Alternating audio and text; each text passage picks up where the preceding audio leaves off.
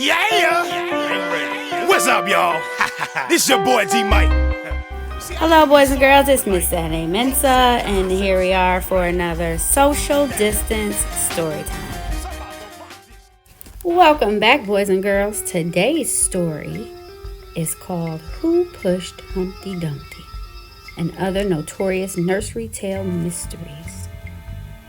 A mystery is a play, movie, in our case, a story that deals with a puzzling crime.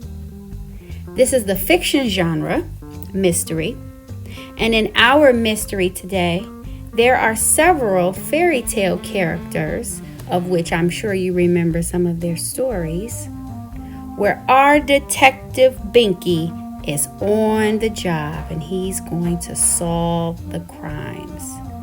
Are you ready? Let's see how it all unfolds. Who Pushed Humpty Dumpty and Other Notorious Nursery Tale Mysteries by David Leviathan and John Nichol.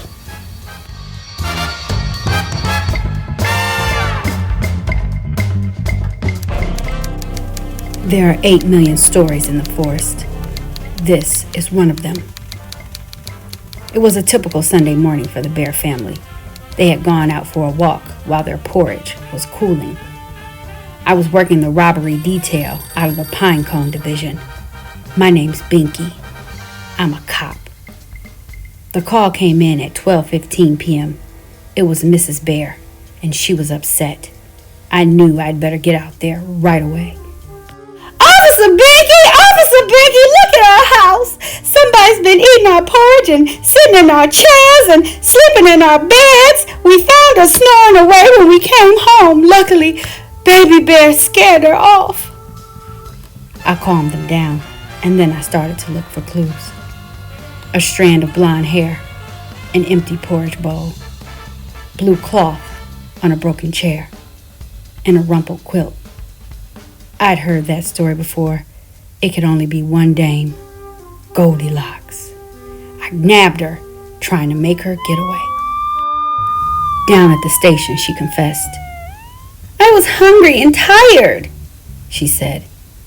They'll feed her 3 meals a day where she's going, and she'll have plenty of time to rest.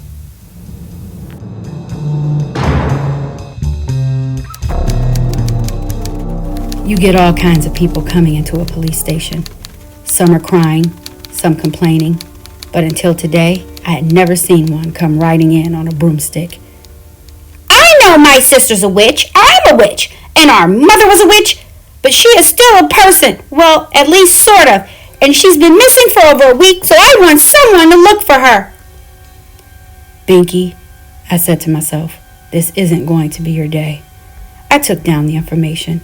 The sister wore black, had a large pointed hat and several warts, and lived deep in the woods in a cottage made of candy. Oh, and she loved to cook. That should narrow it down all right. I took the patrol car and drove out to the deep, dark woods, an old housing development at the edge of the forest. If there were witches to be found, this was where they would be.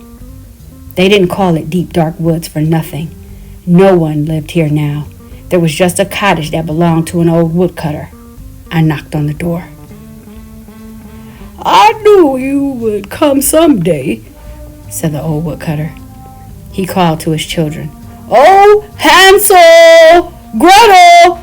Come in here, please. We have to tell the officer what happened. I listened to their sob story. Once upon a time, the family had no money, no food, so the kid's stepmother had an idea. She told their father Hansel and Gretel had to go.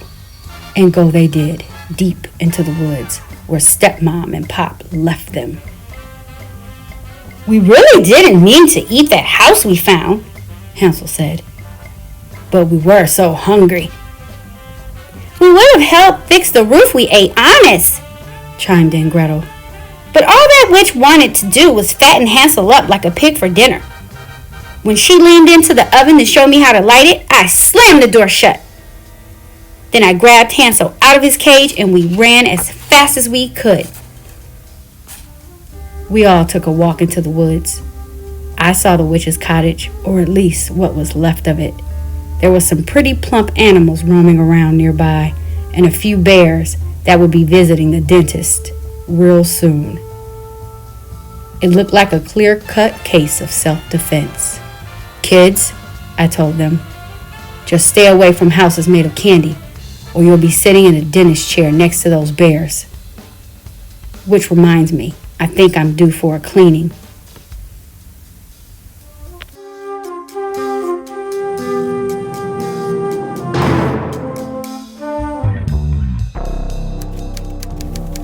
It was a quiet morning in the forest.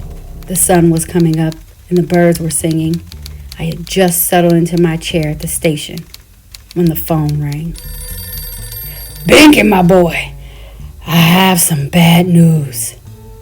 I knew the voice right away. It was my old friend from the forest, Harry Wolf. He had moved to the city years ago and joined all the king's horses and all the king's men, Humpty Dumpty's band. Boy, could that Harry howl. "It's Humpty. He's fallen and gone to pieces, and I don't think all the king's horses and all the king's men will ever be able to put him back together. He'll never play those drums again." Harry Wolf wasn't someone who cried for help unless he really needed it. I packed a suitcase and took the next bus. On the way, I had time to think about old Humpty. He was a good egg. Always called to say hello on my birthday. When the bus pulled into the station, Harry was there to meet me, along with the band. We were at the scene in no time. Harry was right. It was a mess. There were pieces of eggshell everywhere. I looked up at the wall, where it seemed Humpty had been sitting. Did he fall, or was he pushed?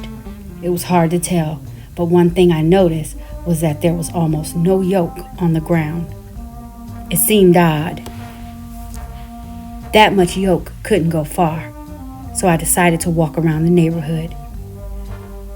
I hadn't gone 2 blocks when I spied an omelet stand. A pig in a chef's hat was flipping eggs. A lot of eggs, if you ask me.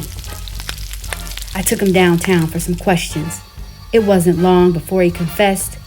I knew his bacon was cooked. "Honest, officer, I only wanted to ask Humpty to let me join the band, but he said pigs couldn't sing, only oink.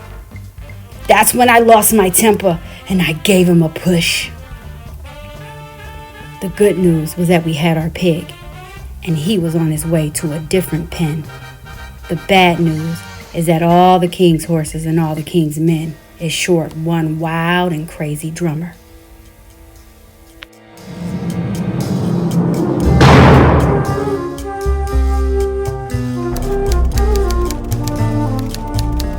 The queen visiting the forest. For everyone else, this might be a thrill. For me, Officer Binky, a veteran cop, it was just another day on the job. I knew her the moment I saw her. I think it was the crown. She was coming to judge the annual forest beauty pageant. "They say I'm the fairest in all the land," she announced to the press guys. "So who better than I to judge a beauty contest?" The pageant would have the usual contestants: Elsie the cow, Henrietta the pig, and that sweet girl who cleaned for the 7 dwarfs. I think they called her Snowflake. No, Snow White. I saw Snow White once. Boy, what a knockout. Better looking than any queen I ever saw. I figured she was going to win first prize and that new refrigerator. I kept wondering, though, why was the queen always talking to that big mirror she carried around, especially since she always seemed to be yelling at it. It brought out the cop in me, and I decided to follow her. Imagine my surprise when I saw her dash into the ye old costume shop. When I caught up with her later, the queen sure didn't look like herself. "Of course I'm in disguise," she explained.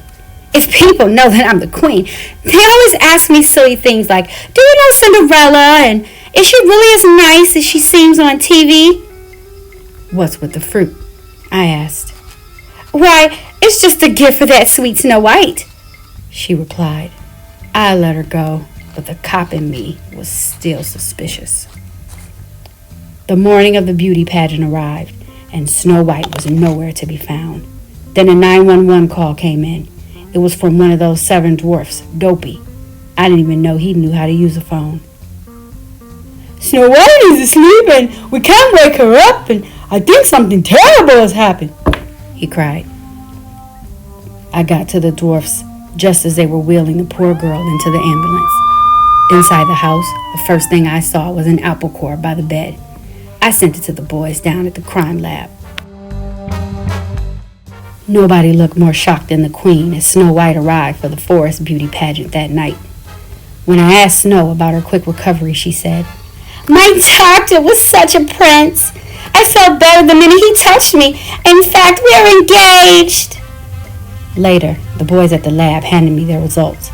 It was the Queen, all right. Poisoned apples. I should have guessed.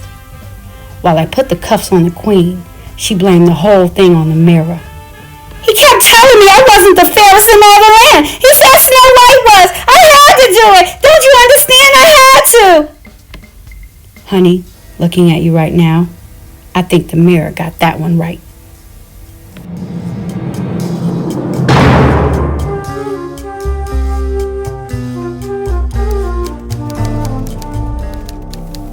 There's nothing quite like the sounds of the forest. So peaceful you almost can't help falling asleep. I was settling into my Saturday afternoon nap when suddenly there was an enormous crash and the ground shook like an earthquake. A moment later, the phone rang. "Binky," it was Lieutenant Cribb. "there's been an explosion somewhere near Old Market Road. Get right over there." I hopped into my patrol car and sped off. At the scene, I'd never seen such a mess. Next to a little cottage was a huge hole in the ground, leaves and branches all over the place. Just when I thought it couldn't get any stranger, I saw a kid running around with a goose under his arm and, you're not going to believe this, a basket of golden eggs. Carrying on to beat the band was some woman, must have been the kid's mother. "Oh, Jack, I was so worried about you. Why did you climb up that beanstalk?" she cried. I sat them all down and tried to get the straight story. The kid started going on and on about how he traded his mother's cow for some magic beans. The mother piped up. Like any sensible dame, she'd thrown the beans out the window, and then this morning, voila, one big beanstalk. Now it was the goose's turn to talk. Even with all her honking, she made more sense than that kid and his nutty mother. "You see, officer," she began, "many years ago I was kidnapped by an awful giant. He took me up to his castle in the sky and forced me to lay golden eggs for him day in and day out. Then this morning something exciting happened at last. A boy came to rescue me. I told the boy we better leave quickly, but the giant saw us and started yelling, 'Fee, fi, fo, fum.' I can't tell you how many times I've heard him scream those words before catching some poor fool and eating them. Jack picked me up and we ran for the beanstalk, the giant hard on our trail. Fortunately for us, he was clumsy. He tripped on that first branch and went crashing to the ground. What's left of him is in that large hole over there." Now I knew what had caused that explosion and the earthquake. Of course, getting the lieutenant to believe me would be a whole different story. I took a deep breath. "Okay, Goldie, let's you and me go down to the station house," I told the goose. "Lay a couple of those golden eggs on the way. We're gonna need proof."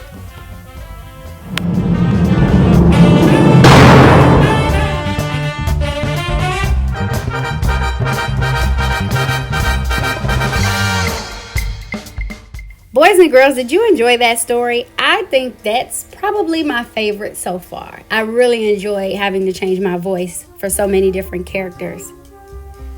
How fun is it to find a mystery and to actually solve it?